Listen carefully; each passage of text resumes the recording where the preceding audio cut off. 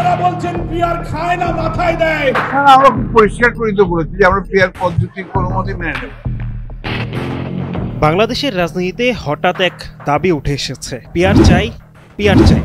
জামায়াত ইসলামী সহ কয়েকটি ইসলামী দল এখন মাঠে নেমেছে এই দাবির পক্ষে। কিন্তু প্রশ্ন হচ্ছে, এই পিয়ার আন্দোলন কি জামাত সহ ইসলামী দলগুলোকে আসলেই শক্তি দিচ্ছে, নাকি উল্টো বড় ঝুঁকির দিকে ঠেলে দিচ্ছে? বাংলাদেশের পরবর্তী জাতীয় নির্বাচনে প্রপোর্শনাল রিপ্রেজেন্টেশন বা পিয়ার পদ্ধতি চালুর দাবি তুলেছে জামায়াত ইসলামী।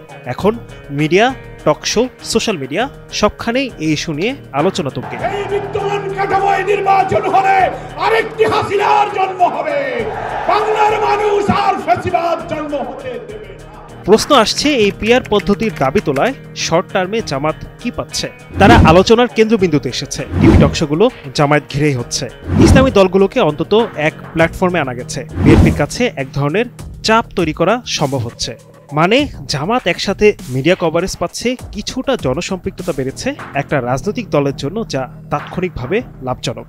পিয়ার পদ্ধতিতে জনগণের যে অধিকার সেটা পুরোপুরিভাবে আপনার প্রয়োগ করা হবে না। কিন্তু ঝুঁকি কোথায়? অনেকেই বলছেন, যত বেশি তারা এই ইস্যুতে জোর দিচ্ছে, এটা জামায়াতের জন্য ভবিষ্যতে ইগো ইস্যুতে পরিণত হবে। রাজনৈতিক বিশ্লেষকরা বলছেন, শেষ পর্যন্ত যদি নির্বাচন পিয়ার ছাড়া হয়, তখন সেটা তাদের জন্য রাজনৈতিক পরাজয় হবে। বান্ডেল থাকলে প্রতি সেনমানিতে টাকা বাঁচবে। বিকাশ সেনমানি বান্ডেল কিনে জিতুন প্রতি লেনদেনে। সামাজিক যোগাযোগ মাধ্যম সহ টকশোগুলোতে পিয়ার নিয়ে জামায়াতের কিছু যুক্তি আসলেই প্রশ্নবিদ্ধ। যেমন ধরা যাক, অনেকেই বলছেন পিয়ার হলে মনোনয়ন বাণিজ্য কমে যাবে। বাস্তবে উল্টো হতে পারে। একটা লিস্ট করলে উপরের নেতারা নিজের নামই আগে বসাবেন। আরেকটা কথা, অনেকেই বলছেন পিয়ার হলে পেশি শক্তি কমবে, কিন্তু রাজনৈতিক দলগুলো তো ভোট বাড়াতে যে কোনোভাবেই প্রতিযোগিতা করবে। মানে যুক্তিগুলো সাধারণ ভোটারদের কাছে খুব শক্তিশালী মনে হচ্ছে না। সবচাইতে গুরুত্বপূর্ণ বিষয় হলো, শেষ পর্যন্ত যদি পিয়ার না হলে নির্বাচন নয় এমন দাবি ওঠে, তাহলে ভোট বর্জনের মতো পরিস্থিতি তৈরি হবে। আর তাতে জামায়াতের রাজনীতি মারাত্মক ঝুঁকির মুখে পড়বে।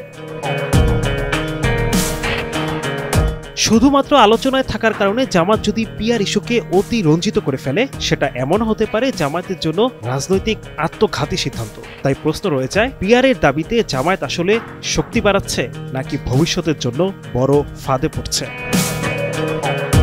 Adnan Delwar, NTV online.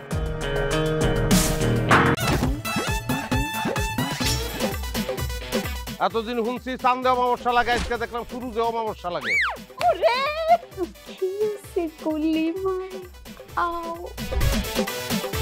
আপনার নামটা? আমার নাম লাবণ্য। এটা ধরেন। এইটা কি? চলে মানে আংটি। ভয় পেলে নাকি সিরিয়াস? দুটা খেজুর কাটা নিয়ে চক্ষু দুইটা উঠানো হইলে আমারে দান করে দিন। কারো পৌষ মাস আর কারো সর্বনাশ। নাই রে নাই, আমার বাপে নাই। এই হারামজাদা, হাতে কি গ্রামের মাসে তোর আটকা জলিল কর। আমার ঘরে তিনটা বউ এতিম হয়ে যেতাম। বস্তালা আবার ঢুকা।